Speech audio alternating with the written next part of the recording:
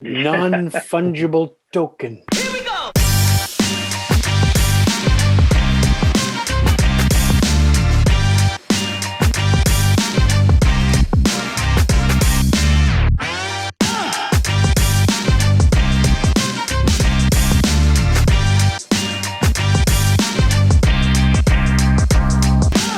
You're listening to the Leafs Powered Up, March 28th edition, episode 11, the 7:20 p.m. edition, which means you're in for a treat. It's going to be quick, it's going to be weird, and it probably won't make a lot of sense. Might be down, might be dirty. Might get fired for having an open mic. Oh, speaking of which, nice segue into segue. segment number one. Yeah. How you doing, Tim Peel? I know you're a big fan of the pod. Sorry you got caught doing what we all knew you've been doing it for years. Yeah, talk about the sacrificial lamb there, right? Like, oh my God. No, of course that's abhorrent the way the league reacted. Like the NHL clutching their pearls. What? Oh, Yeah, refs? exactly. Oh, refs did a bad thing? Oh, Well, and So the refs decide to game manage on their own. The refs all got together and be like, you know what, let's manage the games. yeah. no, and Ron McLean's speech about diving into the soul of hockey is only the refs that can, bring us together and stuff. Grab that whistle, because you are the rules. Methinks the league doth protest a bit much. But Chad, you had an interesting theory about the fact that, Tim Peel is on the cusp of retirement. No, maybe he's the guy who's like, I'll let the cat out of the bag. Probably not. I don't know. But hey, the deep state, who knows? Maybe he's the Snowden of the referee. I'm telling you, he's fighting the deep state, and look what happened. Fired. A month before retirement? That'll save the league some money. I don't know if they officially fired him or he was just unscheduled from his remaining games. So there was some weirdness around that too. He's just not being rebooked. Yeah. So he's open for beer don't league call now. us, we'll call you. That's right. Now the thing is, do we always just question what's going on with the games? Is any of it real? Is the NHL now the new WWE? It's still real to me, damn it. Is that why Florida made it to the Cup Finals at one point? Is that why, a lot of small market teams have won since 1993 and no Canadian teams? Is it really what's going on? Is that why the Toronto Maple Leafs have forgotten how to hold a cup in the air? Maybe. They don't need the help. They've got the money. Yeah, well, So run the many tape on a little, Gretzky on Gilmore play from 1993. Yeah, man. And then tell me refs don't get too involved in the games. Bingo. And that would have been an all-Canadian final, which would have been like death for American TV numbers. I've often thought about that. The Habs team was way too strong that year. They were going to win the cup no matter who ended up playing them. And I thought to myself, would you rather not play the Habs and lose, or play the Habs and be humiliated by them and then hear about it for the rest of your fucking life? Who are you, man? We would have won. No.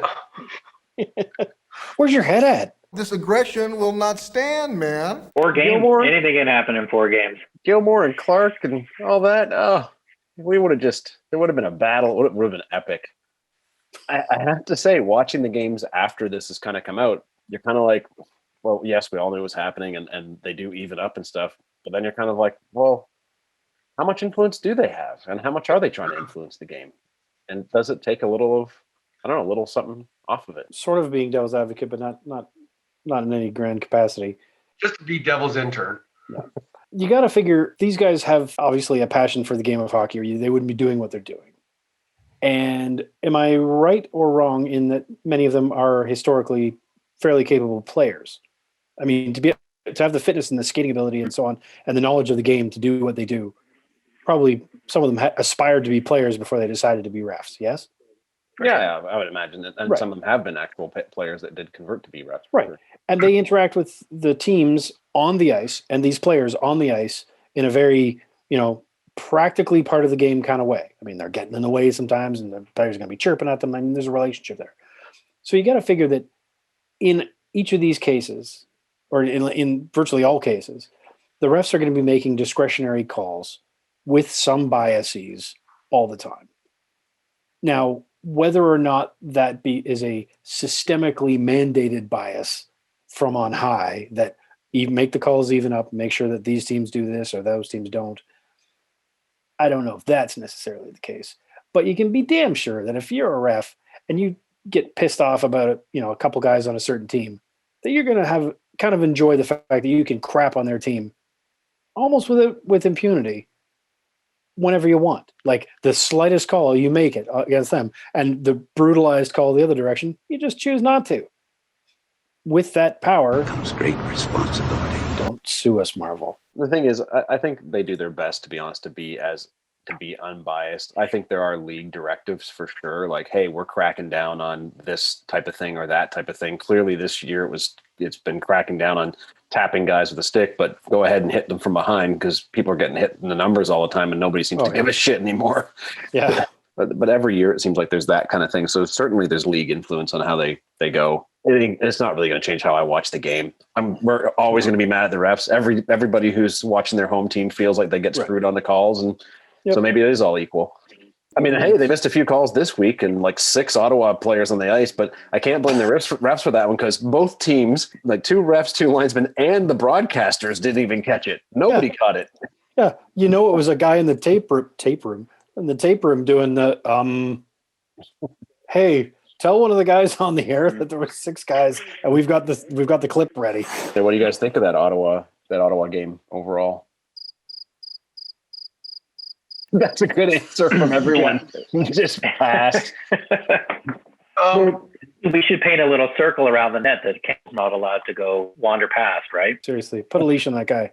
He's no Eddie Jockman, that's for sure. It's weird. I didn't think he was a bad puck handling goalie until that game. And I was like, I think he just had a couple of brain farts or what. Yeah, he's not. Those were very specific instances in both cases that weren't his fault.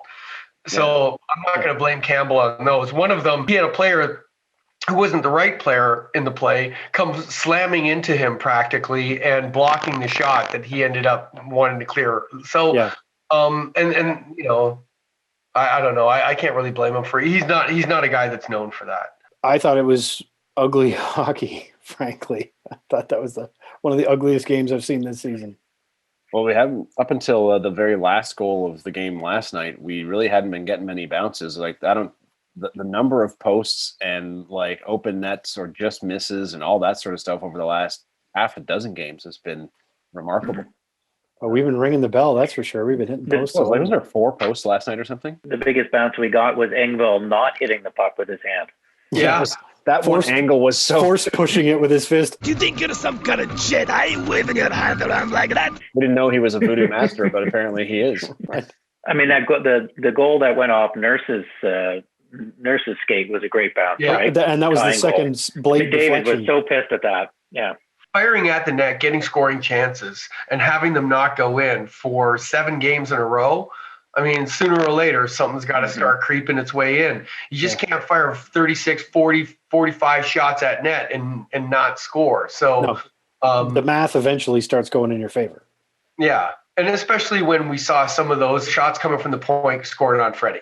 They might have been slightly tipped or the speed was affected or something like that, just enough to go in.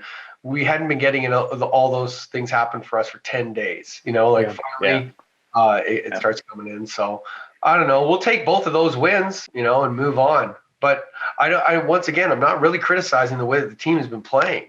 They just haven't been winning. They looked a little disorganized more so, I think, in the Ottawa in the second period of last night. And I think that's a function of like you're not getting the bounces, you're trying to do things differently, just like that frustration level hits a certain point, and I think they were sort of struggling. And then it was all of a sudden they did get a bounce and the energy was really rocking. And then those plays with actually your guy who you were in his jersey there, Johnny T's line with Galchenyuk. Mm-hmm. That was a beauty little pass. Yeah.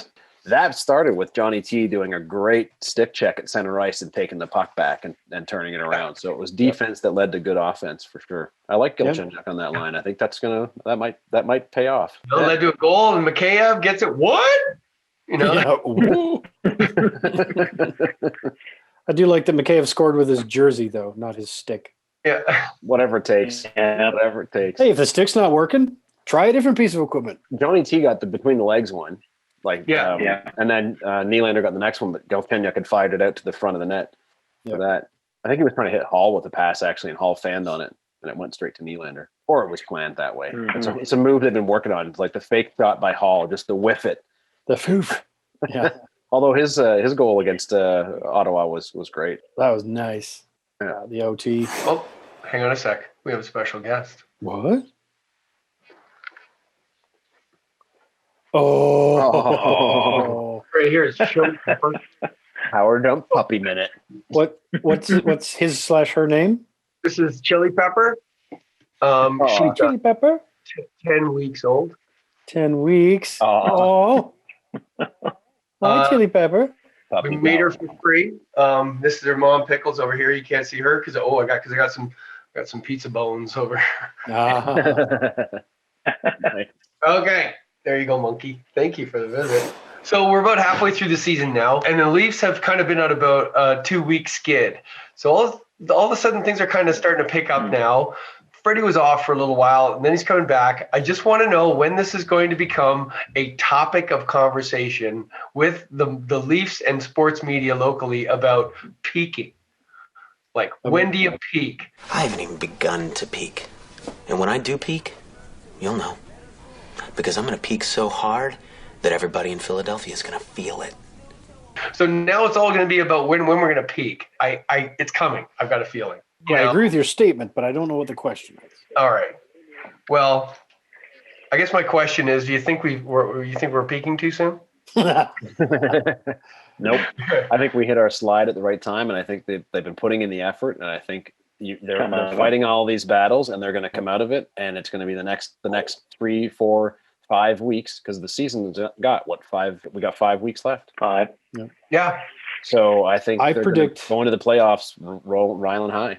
I predict we've been cycling, and that we're in our lull right now, and then for all you math nerds out there, we're going to head into an asymptotic rise. Nerd alert! Okay, guys, now let's match pitch. Keep on going, baby, all the way to the end. I love it. Wow. This week is Edmonton and Winnipeg. Good time to be on the asymptotic or whatever that was. Yeah, On the exactly. Austin topic. We'll see. It depends on if the goalies are hot. I mean, we ran into Brossois, I guess, from Winnipeg, and he had a hot game. And then last night he was playing Calgary, and it looked like they could have just thrown beach balls from center ice, and they would have went in. So maybe we'll get lucky, and we won't run into hot goalies. And That'd be nice. Maybe it won't even matter. That's the thing. It doesn't matter. You got to beat a hot goalie anyway. I was watching Hyman playing, and they're talking about the pieces of the team right now. And I'm just realizing, how he's talking about peaking, like in his career, the season that he's having and everything, he's playing fantastic. He's exactly the kind of player that we would want going into the playoffs. And now all of a sudden this year, especially, he's shown this ability to score goals that he creates for himself and for his players, getting in position. And he really reminds me of Brian Rust when he played for, like there was all these other flashy players that were on Pittsburgh that took the Penguins all the way to 16 and 17 Stanley Cup. And I remember I picked him in the playoff pool, and he did fantastic for me. And even when he wasn't scoring, I was watching this guy, and what a hardworking, good blue collar, if you can say that, player. You know what I mean? These days. So I think he's great. We keep talking. We need to trade for one more top six forward, right? Like they still see him on the third line, I guess. Well, that's where I was going with this. Is like, what are they looking for? If you're still talking about a dud like Taylor Hall, then like, what do you think we're going to end up with here? Do you think they are going to that Dubas is going to make another move? Here's what I think they need. And this, Chad, we had a midweek side dump on this. They need a big shot from the point. And it's funny because I was going to say as a question out there, so everything's pretty good. But what's wrong with the power play? Because it's going completely south. Oof. It's 1 for 20 or 1 for maybe even worse than that right now. And we were talking, like you said, John, is it a shot from the point that we don't have? Like there's a lot of quarterbacks, and not a lot of shotguns going on. All that would do is injure players in front of the net, like close 5 guys in down on the crease, and they're actually leaving our point unprotected. Yeah, because we're not shooting from the point though. But they think like you've got other teams where they do blast it from the point, and the guys are like, I'm going to stand in front of the net, but I'm going to get ready to move. And that's what used to happen in the past too. When you had big booming shots from the point, you can clog up the front of the net, but you don't want to get hit, or is that shot from the point, which should be coming in hard, fast, and low so it can get tipped. And we're not getting a lot of those. Yeah. We have players with the capability to put that, like, you don't need to be Shea Weber, just a good solid shot from the point. It doesn't seem to be the defensive coordination's plans for the team is to get it to the point and fire it. It's no, get it to the point and then move around long enough for one of the down low forwards to get in position. So do we change anything on the power play, or is it just that people seem to have figured out what's going on? So how do we change? Figure this out. Yeah. What would you change on the power play? More shots faster, less back and forth, waiting for the perfect setup. Right now, the rhythm is predictable. It's pass until there's a perfect lane. So that, any goalie sees a lane open up, that's all he has to worry about. Now, again, that generally is all he has to worry about anyway. But if you don't necessarily know what's going to happen except that pucks are going to be coming, I think that's the thing. I think they need to shoot more, even if it means potentially not staying in the zone as long. I felt like we had that happening in the beginning of the season, but maybe that also is a function. Is it kind of went in the tank a bit here with Matthews' wrist being sore, and now that his wrist is coming back, maybe the power play is going to come back too.